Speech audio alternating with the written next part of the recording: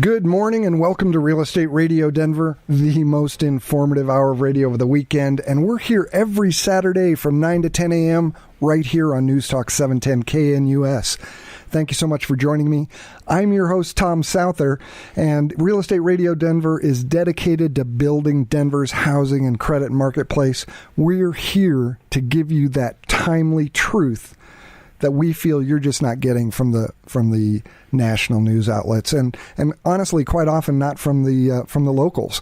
You know, a good portion of the time, the local news is just a rehash of what's going on nationally without that local flavor. So we're here to help rebuild that Denver marketplace, give you that truth, and we do that one home at a time by giving you some great advice, a little education, and connecting you with professionals that can help you, whether that's buying a home, selling your home, maybe you've got a credit situation, you need a little financial help. So within every market, there are solutions and just tremendous opportunities.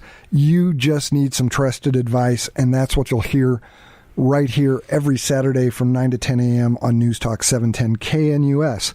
So in addition, I'd like to encourage you to use us as a resource. We have an off-air number that I just encourage you to give us a call, leave us questions. Maybe you need some help or would like to be referred to one of our agents. That number is 720-515-1818, 720-515-1818. Also, I encourage you to go like us on Facebook at Real Estate Radio Denver.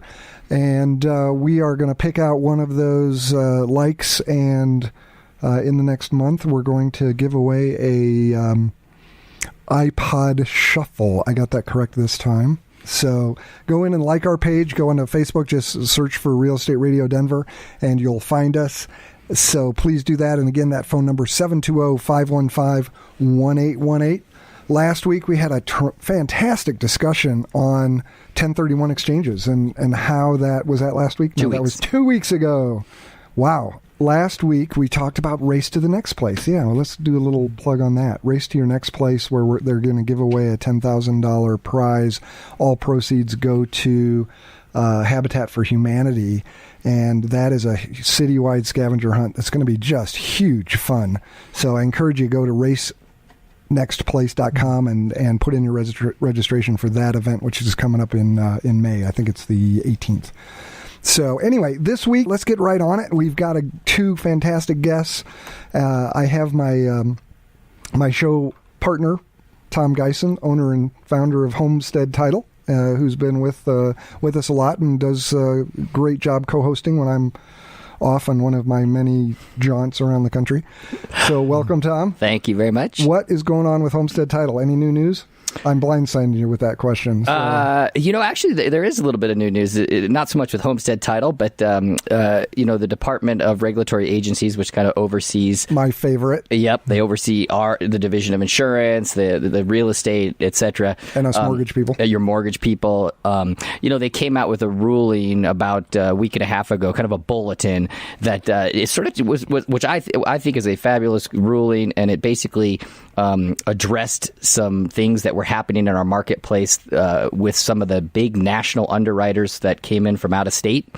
And it doesn't affect so much on the purchase side of things, but on the refinance side of things, our title premiums we found were kind of being distorted, and they were kind of all over the map. And for years, I've been doing this for 20 years. Most companies' rates are pretty similar. And over the last couple of years, some odd things happened, and some of these underwriters came in and they started creating 2 or 3 or 4 different rates depending on who the customer was. And they were giving discounts, large discounts to companies like, the big banks that did more volume than a smaller brokerage. And it's never been legal to base your title premiums off of volume. And so it's been kind of an interesting landscape that they've been looking at for the last year and a half. And the good news is they came out about a couple weeks ago and announced that they deemed those rates inadequate and no longer were allowed to be used. So essentially they've said some of those, they were giving an unfair advantage to certain clients. To certain clients. Yeah, and so if you're a borrower, and why this, and it's important because if you're a borrower and you say, hey, I go to Tom Souther and I do a loan, shouldn't I get the same title premium as if I went to Wells Fargo to do a loan? Right. There's a risk based off of our title insurance, and they looked at that and said, you know what, that's never been legal, and we're not going to allow that, and we don't think it's good for the industry. And so, I think, actually, I can tell you, the majority of the local companies here in Colorado are very excited to see that happen, because all of the companies that kind of started this trend were out-of-state companies that were really trying to come in, buy up some market share.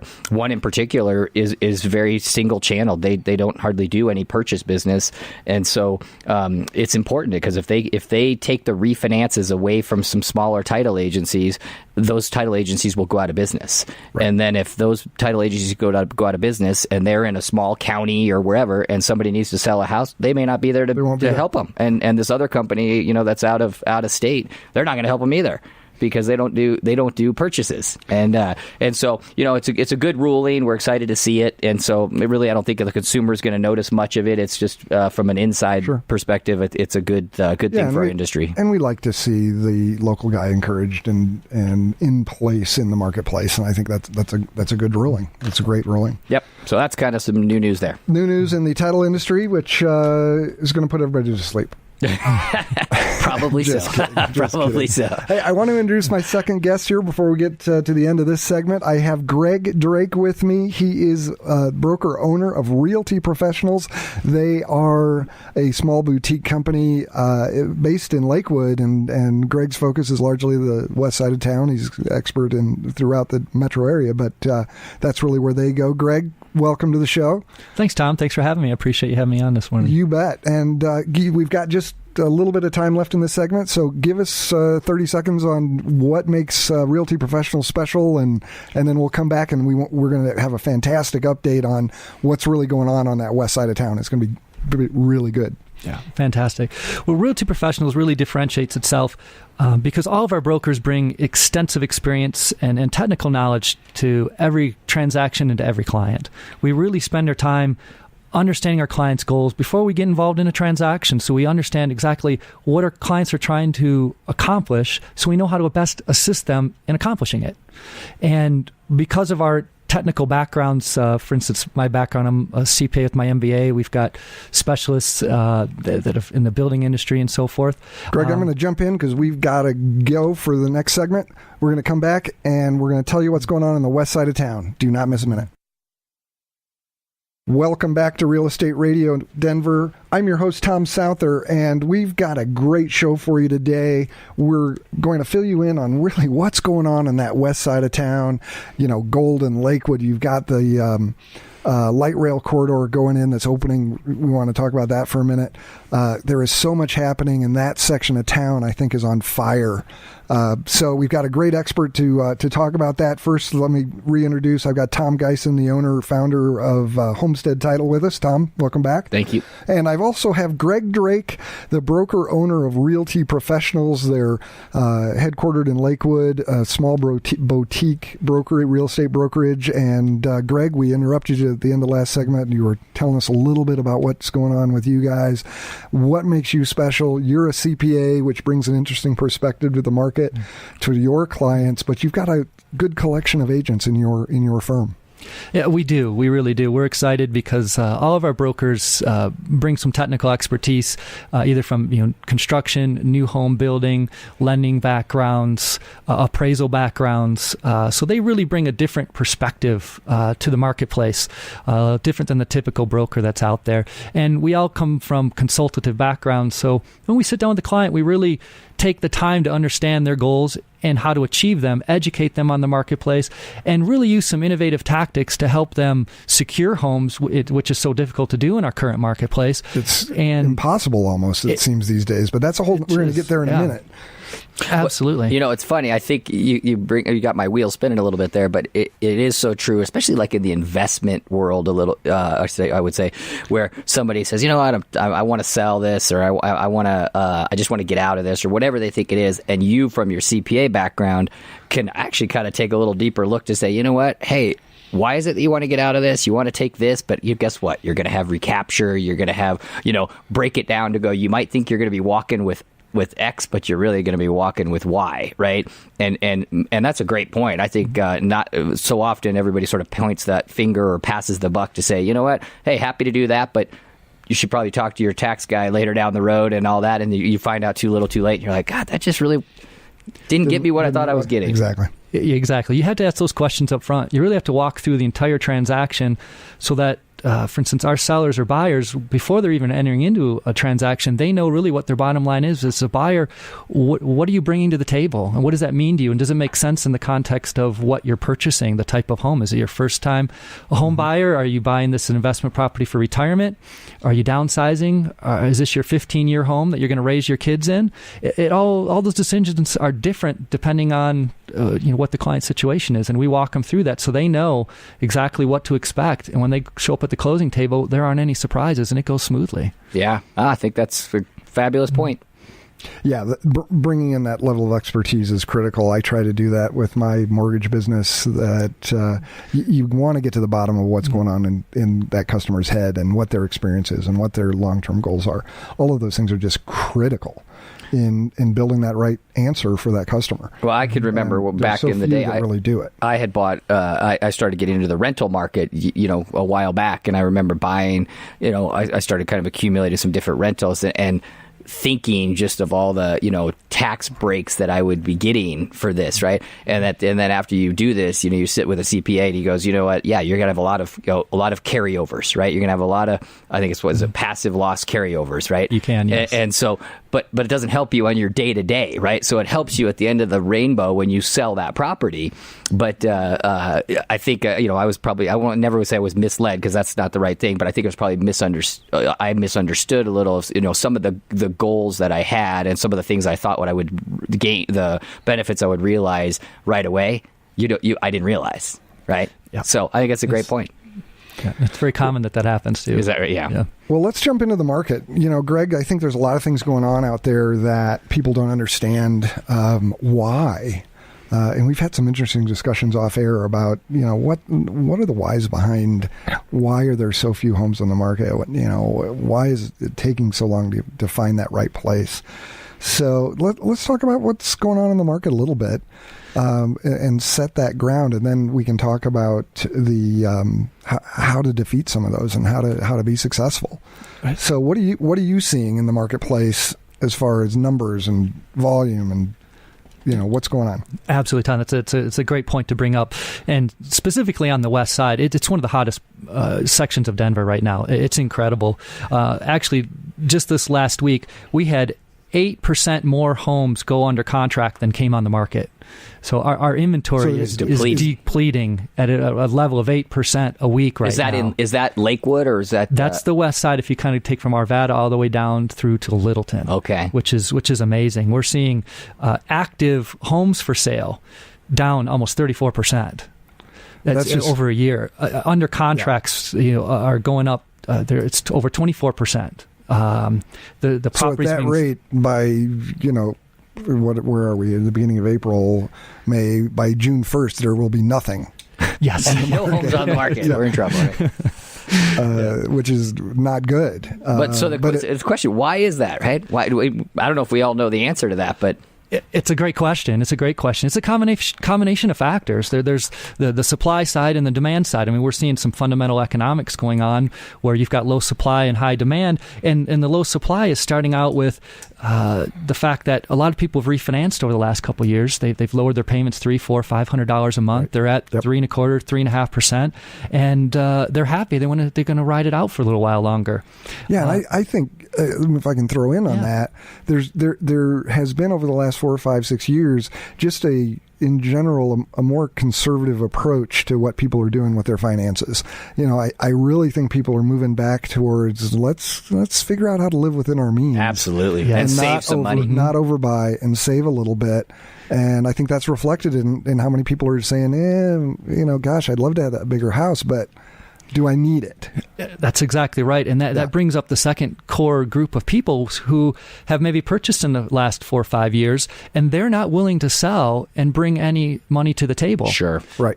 So values are coming up. We all see that, but there's still people that lost 30%, and so they've come up 10, 12, 15%, but that's about it. Exactly, yeah. On the west side, we're almost even. In some areas, a little bit higher. Like Golden is appreciated a little bit quicker, and there's little sec pockets of Lakewood that have done the same in Arvada.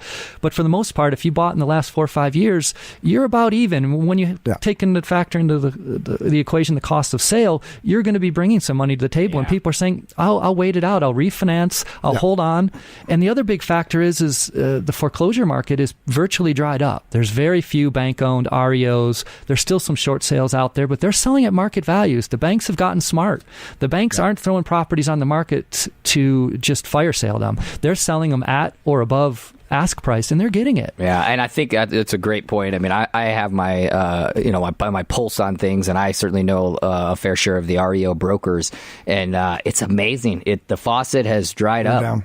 Yep. It really has. Yeah, I just talked to a friend of mine who does a lot of work for one of the big REO brokers, and their volume is so far down from what that was last year. So they'll be reinventing themselves as well. We shouldn't use these acronyms. REO brokers is real estate owned. It's the properties that are owned by banks that hire real estate agents to sell them for them. So all of those things are big factors. Yeah, and I was talking to a guy the other day. They do a lot of they go to the auctions, right? They go to the public auctions, and these guys are fine-tuned guys that do this. They're like some of the sharpest guys that do this, right? And it's tough. They are struggling to find anything that makes any sense. Yep. Hey, you're listening to Real Estate Radio Denver here on News Talk 710 KNUS. I have Greg Drake, the owner-broker of Realty Professionals, and Tom Geisen, owner-founder of Homestead Title. And we're talking about that West Side marketplace, and it's exciting. There is so much going on. Inventory's going down every month. People are writing offers like crazy, and you're seeing multiple offers. Oh, absolutely. We're seeing properties that are going under contract literally within hours. We had a client who put their home on the market in the Green Mountain area, 7 offers in 4 hours, all at or above ask price. People were dropping contingencies, saying we're not even going to do the inspection on the property. We want it. We want it, and we're willing to do whatever it takes to get it. How's it going with the appraisal? Well, there's some issues out there, and that's one of the biggest traps I think buyers are falling into when they're getting into these bidding wars. Is they're saying I'll do anything to get the house, and then they're way overbidding. And the seller and the listing broker are smart. They've done their research. They realize that the property's probably not going to appraise for what they're putting their bid in for. And then the buyers are getting frustrated because they're saying, well, why didn't I bid 20% over the ask price. Why didn't I get it? Because the listing broker and the smart seller said, it's not going to appraise. We don't want to take our house off the market for 3 weeks and have the deal fall apart. We're going to take a less priced offer, but a stronger buyer. Yeah, it's funny. We talked about that. Was that a couple weeks ago about having a solid agent that isn't just going to jump at the highest offer. And I'm sure you've got to convince your sellers. You're going, hey, I know it looks like it's $10,000 higher than the other offer, but I'm telling you, in the long run, this is it's never going to fly. So you may as well let's look at what's real. Yeah, if you have an offer that's $20,000 over list, and a buyer who doesn't have that cash to come up with that over appraisal bid, we're getting complicated here, then you don't really have a real offer at that price. That's exactly right. And a lot of people don't realize that on both the sell side and the buy side. Right. Yeah. You have to have some evaluation of what's going to close. Exactly. Well, I think some of the buyers, for a little while, and I think already this has sort of changed, but we're saying, hey, I will bid $20,000 over because I know the appraisal will ratchet it back to $5,000 over or whatever it is, and I'll still get my property, but because I got the winning bid, right? But I think that's sort of people have figured that out. That was a strategy that I think worked 6-9 months ago, and I'm not sure it works as well. Yeah, I would agree. Any longer. I would agree. So light rail's coming in, Greg. Let's talk about that for a minute. I think it'll have a huge effect. I think it has had a huge effect on that West Corridor over the last couple of years, and I think it continues. What do you think? Absolutely. It's been occurring ever since they really announced it, and now the fact that we're a couple weeks away from it going live, is you saw some speculative purchasing initially, but now you're really seeing strategic purchasing because the zoning changes that have gone on along the light rail corridor, they're trying to really bring in multifamily.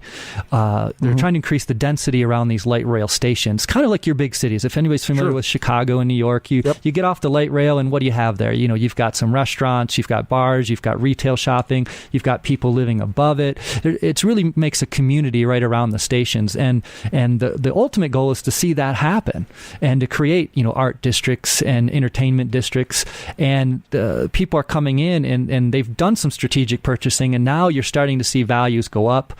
Housing price has gone up about 4 to 6% along that corridor, which falls in line with some of the other cities like Seattle that did a similar type of light rail system. And the projections are that it's going to take a couple 2-3 years for it all to roll out and everybody really see the impact. But at the end of the day, they're talking maybe 14% appreciation along those light rail lines, and it's phenomenal. It's phenomenal growth. It's bringing great vitality to the Lakewood area, and everyone's really, really excited. And if anyone is going to go out, the 27th, the light rail will open. You can travel it for free, and that every one of the light rail stations, they're going to have a big party and festivities. The biggest one's going to be at the Federal Center. It's going to be fantastic. Come out and check out the west side. So it's April 27th that it opens? It actually opens the 26th, but the 27th you can ride free. Ride free all on the corridor? All on the corridor. Is it free the 26th too, or no? I'm not sure if it is or not the 26th. Oh, okay. 27th it is for sure. I gotcha. And they'll have big festivals at each of the stations.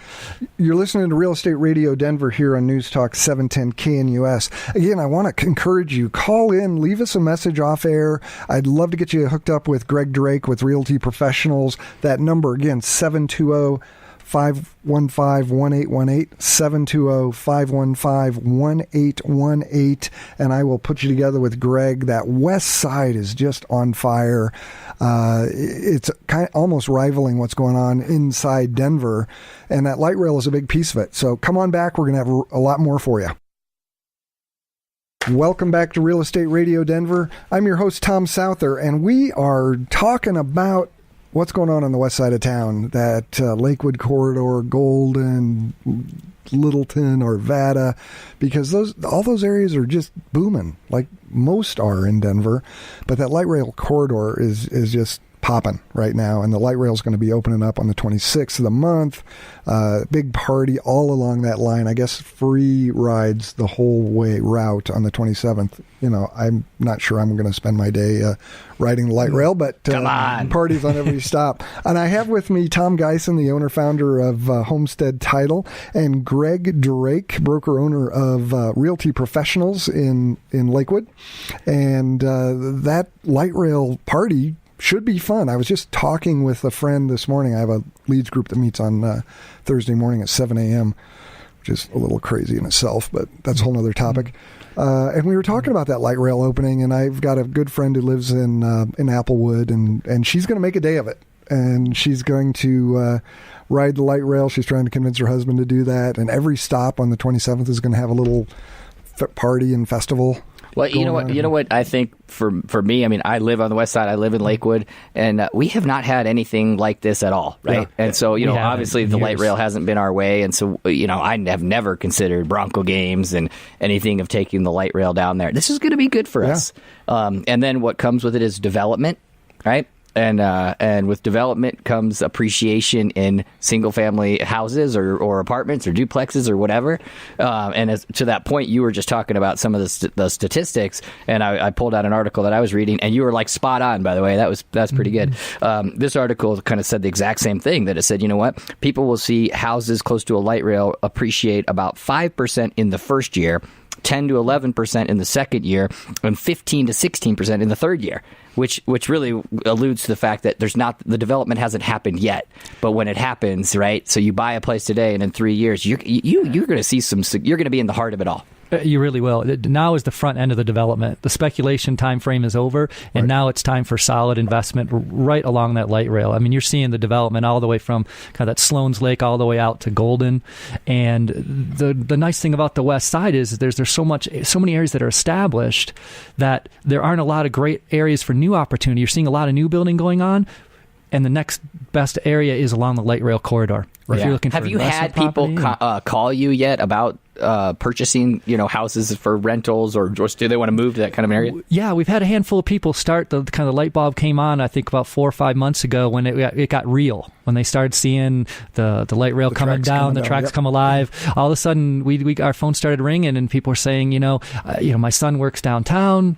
We were talking about over the weekend. I wanted to get some information about, what can we do? And they're looking to buy investment properties. You're seeing a lot of the young professionals come along the corridor. You're going to see a whole growth spurt. I think that whole west side is going to really grow and develop. You've got, Belmar kind of anchoring it, Golden at the other side, and then you start, going up north. It's going to be a tremendous area for opportunity and growth, and it's solid. It's no longer speculation. It's real deal. The investment is there, and the appreciation is going to be there. Sure, but you can't wait 3 years because think late. about that. I mean, you may be 30% higher. Yeah. That's a lot of money. Well, and what's funny is my wife and I owned a home at about Sheridan and 14th and Sheridan, and 10 years ago we sold it. But my wife really did not want to sell that home because we knew the light rail was going in there, and we just couldn't wait it out. Oh, yeah. But I'm almost kicking myself now that we didn't. Don't even go back and look at what that number would look like. No, and it's gone up and down. When there's no upside, crazy. There's no point, right? That's right. Yeah. But I think that whole corridor is just gonna go off. I think it's gonna be really hot, and Golden has not ever declined. Really, it really held its it held its own. Town. It's got its own personality. That's a neat town in itself. It is a great town. Yeah. And a lot more diversity coming into Golden as well. Right. And development north of there, North Table Mountain has seen development, and that's filtered up into the north part of Arvada, where you're seeing all kinds of new building going on up there that we hadn't seen in years. Yeah, let's talk about that a little bit, because Lakewood, again, hasn't always had that much building going on, right? And now we've got Solterra, and you have Five Parks and Candela and all that stuff that's on the west side of town. What's happening there?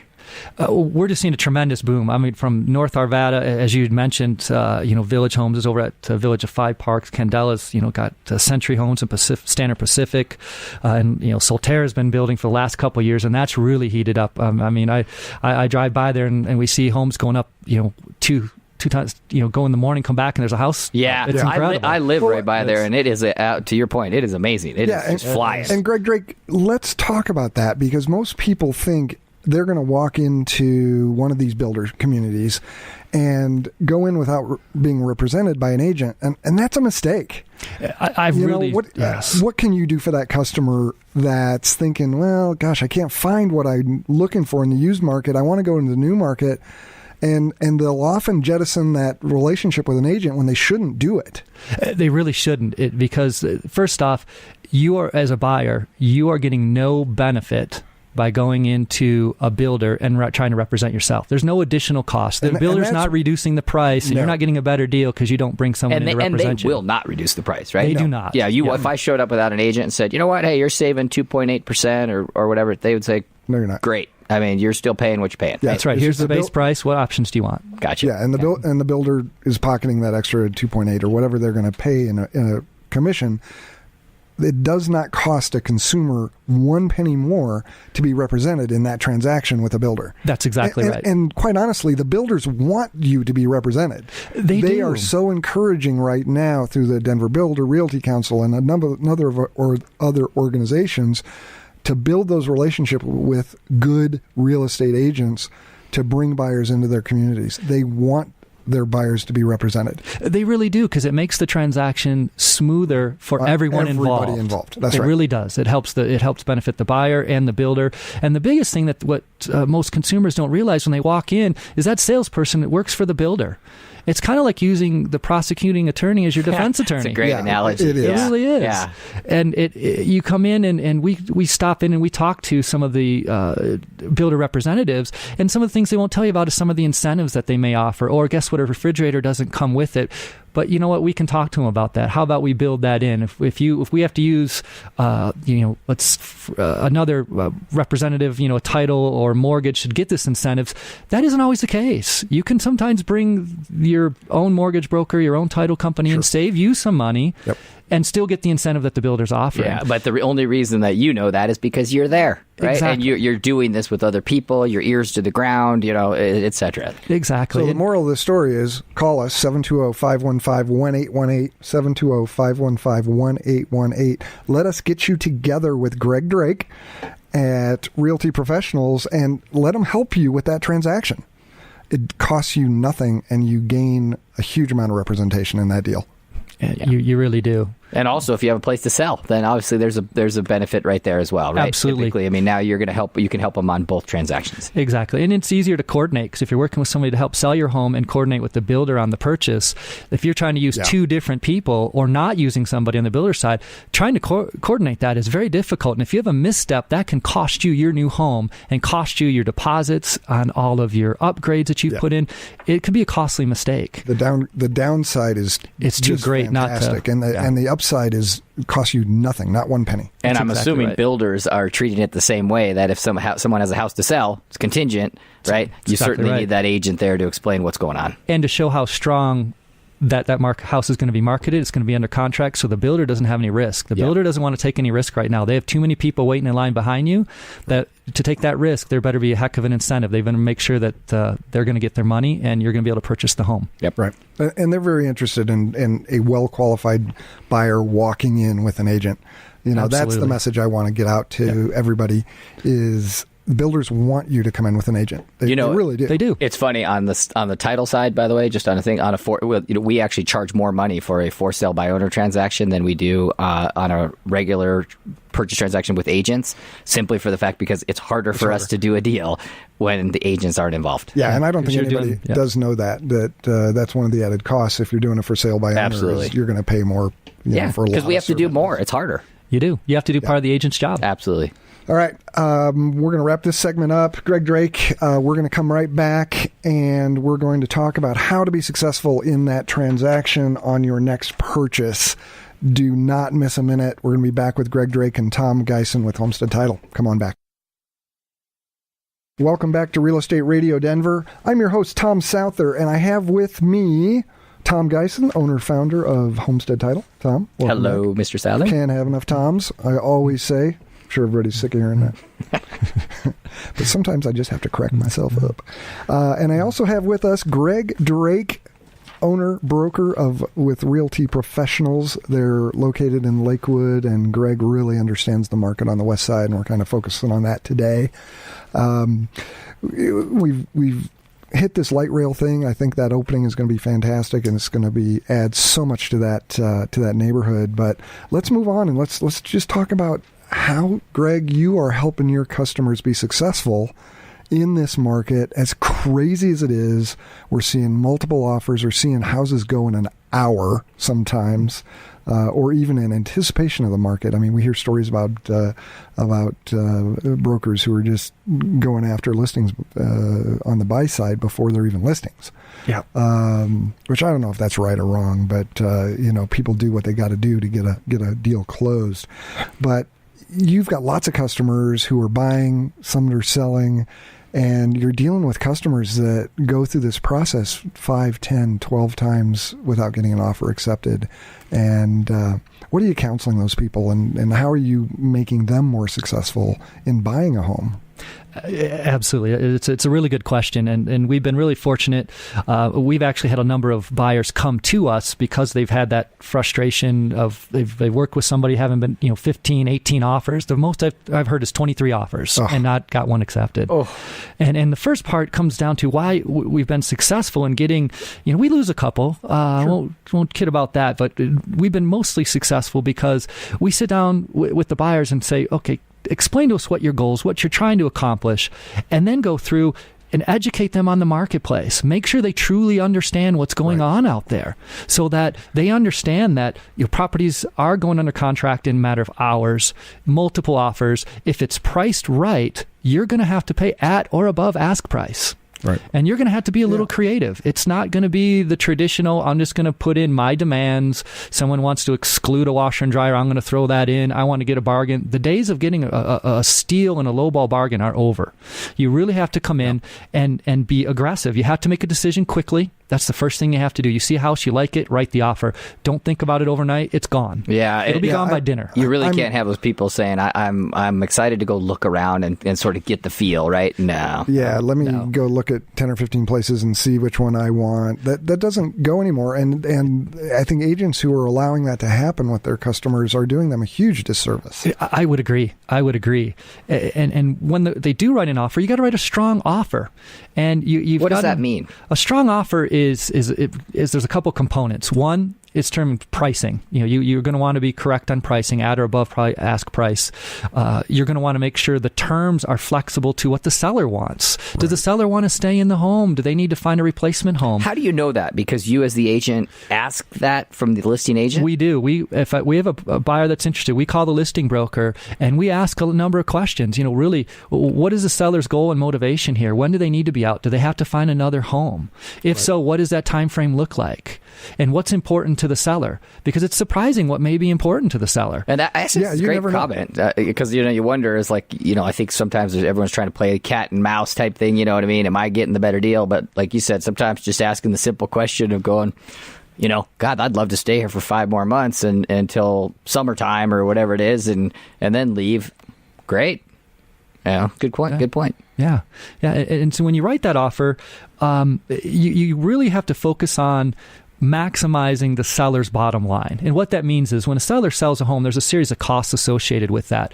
Right. The seller doesn't care how much you're going to bid and then ask them for seller concessions, meaning the seller gives you back money at closing to cover some of your closing costs. The seller's looking at, what's my bottom line? What do I put in my pocket? Am I going to walk away with 100,000 or am I going to walk away with 110? That's exactly right. But also when I think to your point, it's an emotional deal, right? And so, if I had the choice to take $5,000 less and move out when I want to move out because I'm having a house built or whatever, right? I'd take $5,000 less, right?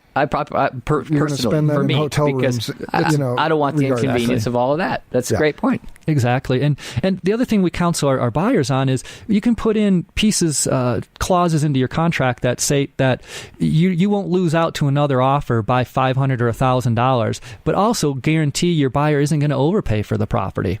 So you get in a multiple offer situation, somebody bids $1,000 more than you, and it's common at $400,000 house, $1,000 is really nothing. It's negligible in the contract, but you could lose because the seller's going to net $1,000. So you're saying you could do like an acceleration clause? That's right. You do an acceleration clause with a cap, so you won't pay over a certain number, and the seller's got to show you the other offer. It's kind of like you're all playing poker, and they got to show you their hand at the end of the day. And when you see their hand, you say, "Okay, I see what you have. Now we're going to go $1,000 or $2,000 or whatever the case may be over that." And guess what? We've built some things into our contract like. As the buyer, we're going to pay the title insurance. Typically, it's a seller cost in Colorado. But as a buyer, I'm going to pay that cost. That could be $1,000, $1,200 that goes into the seller's pocket. So that's interesting. You're the first agent I've heard say that, because I certainly know in the 2013 contracts, they have those boxes, right? Mm-hmm. And so you're having buyers select the buyer will pick title at their expense, but you're doing that obviously purposefully because you're just trying to give another stronger offer. Exactly. It's very strategic. Interesting. Very strategic. Yeah, that's great. Yeah, and it all comes back to that net number for the seller. Exactly. And some of the other things that are a little more creative or unique is you have to do all the things that we've discussed, but you can also ask for your broker to meet with the seller and the seller's broker and present the offer to them and try to make your case. Face-to-face. Face-to-face. It's a lot harder to say no when you're looking somebody in the eye than it is to see a piece of paper when you're looking at 6 or 7 of them. And then the other thing that's... So you're pulling the cords. Indeed. You're pulling the heartstrings. Yeah, and that's an old seminar trick. It is. Sure. Not trick, but strategy. And I think that works. Sure, it works. Absolutely. It is hard to say no when you're looking at them going, hey, I really want this property, and I'm telling you this would be, Well, and you're not the first person that I've heard that is suggesting that you get more personal with the seller. Go to their open house and talk to them. I haven't heard that lately, though. That's great. Yeah, nobody's using it. It's a rare tactic. And the other thing, all you agents out there listening, put your fingers in your ears right now. There you go. That's right. There's a trade secret. The other thing that goes along with that is, even if you can't present, a lot of brokers don't feel uncomfortable with that, is write a very personal, touching letter to the seller along with your offer. Write the strong offer, escalation clause, do all the things that we've discussed, but it may be the incremental difference. I actually had this happen over the weekend. I had listed a property, and I never realized how effective it was until I was on the other side of it. We had 7 offers in a matter of 8 hours. Right. All at or above ask price. It was a frenzy.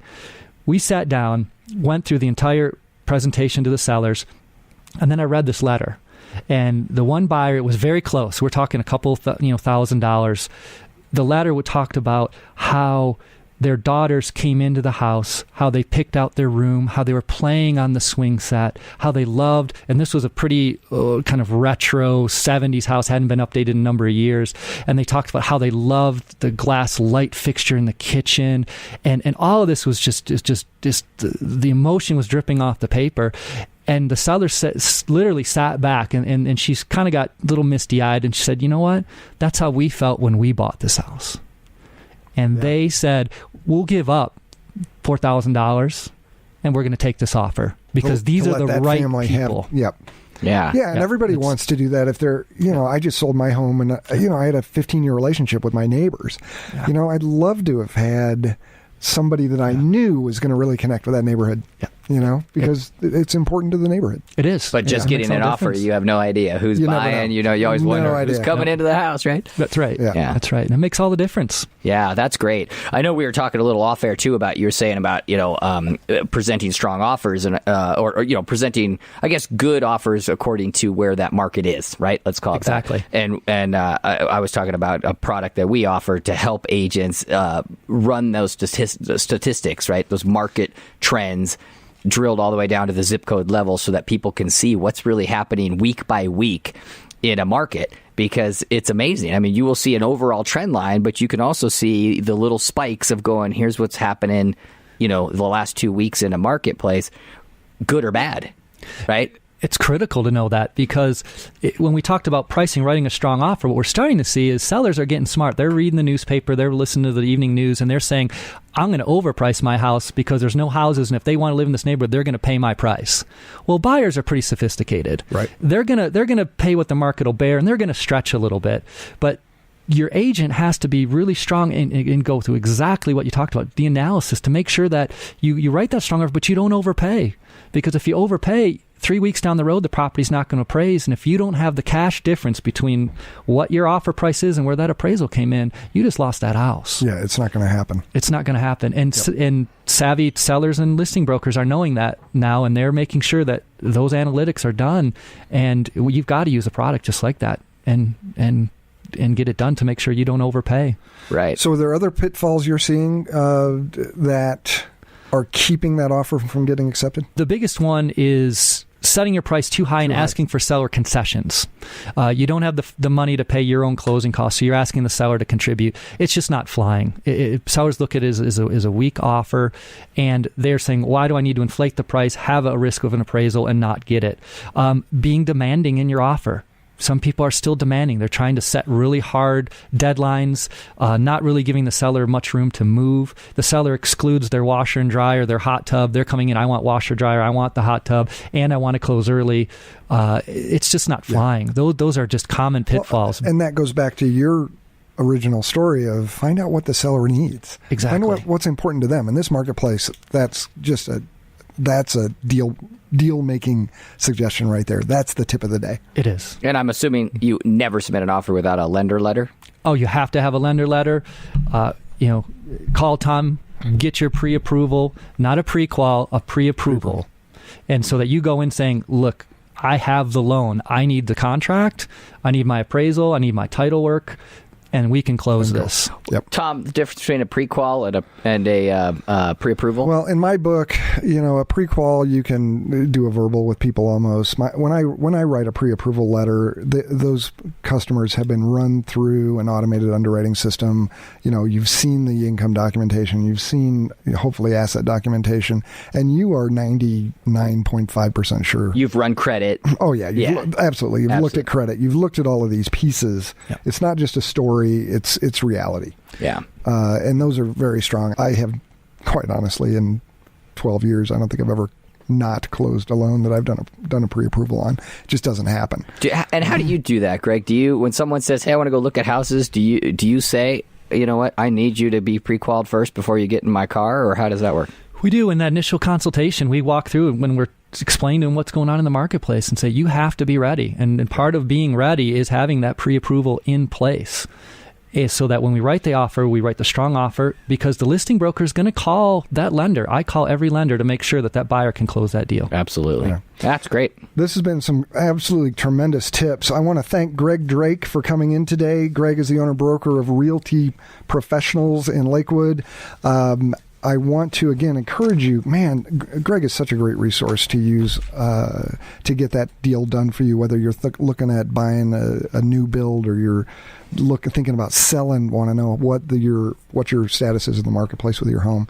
Give us a call, 720-515-1818, 720-515-1818. Let me put you together with Greg and enjoy his level of professionalism in this transaction. We'll be right back, or we're going to come back next week. Don't miss another segment. We'll see you next week. Thanks. Bye-bye.